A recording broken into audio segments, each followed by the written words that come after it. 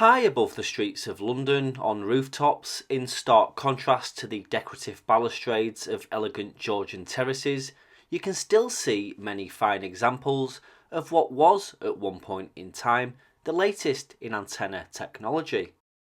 These high-gain log periodics, magnetic loops and fat-cage dipoles ensured reliable and largely secret communications with foreign capitals and other embassies and missions throughout the world from the embassies of London. These arrays exist on the top of embassy buildings all over the world, but I wanted to show you some photographs from the 1990s showing some of this hardware and discuss what they may have been used for and if they still have any relevance in today's world of advanced communications.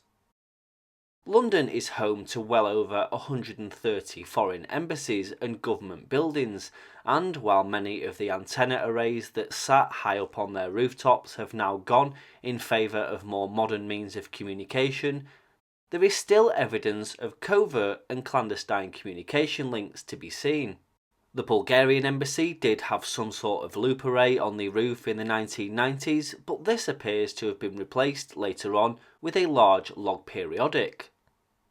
The Embassy of the Czech Republic is now missing its loop antennas today, but the Slovakian Embassy next door has a double loop array on its roof. Some locations seem to have replaced larger beams and dipoles with more modern and secure and somewhat modest SATCOM equipment, and others appear now to have nothing at all. The allocation of call signs to embassy radio stations is quite interesting. An embassy is technically a foreign territory, and it would seem appropriate for a foreign call sign to be used.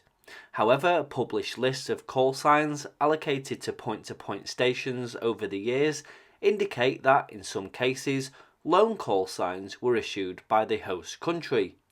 KNY25 being an example for the Romanian Embassy in Washington, D.C.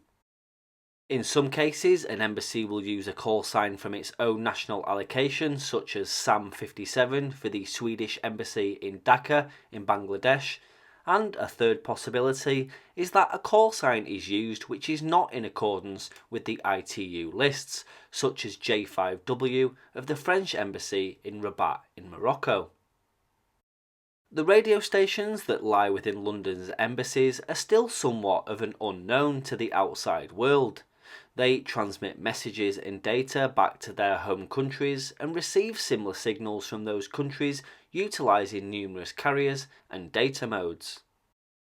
They've been rumoured for many years to be transmitting and receiving information intended for foreign agents and spies across the world, but of course none of this has been proven, or at least publicly. You can pick up certain signals, and publications have attempted to list frequencies and users over the years, but the exciting part is that you never know where they're coming from and who's broadcasting them. What is certain is that we know they're intended for someone and they carry an important message. With regards to number stations, a former GCHQ officer who didn't wish to be named told news outlets in the 1990s that he was adamant that these were broadcast to agents in the field or in residences or directed towards embassies. He described it as one-way traffic in that the transmitters broadcast numbers to the recipient, but the recipient doesn't reply. Number stations still continue to broadcast today, and they're just as shrouded in mystery today as they were decades ago. We know when they transmit, we know roughly where some of them transmit from, but that's all we're certain of. As for the embassy sites in London, there has been a decline in the amount of visible radio hardware on these rooftops over the years, and it's anybody's guess exactly what they use instead. 3, 2, 6, 6, 3, 3, 2, 6, 6, 3, 2, 4, 4, 4, 5, 2,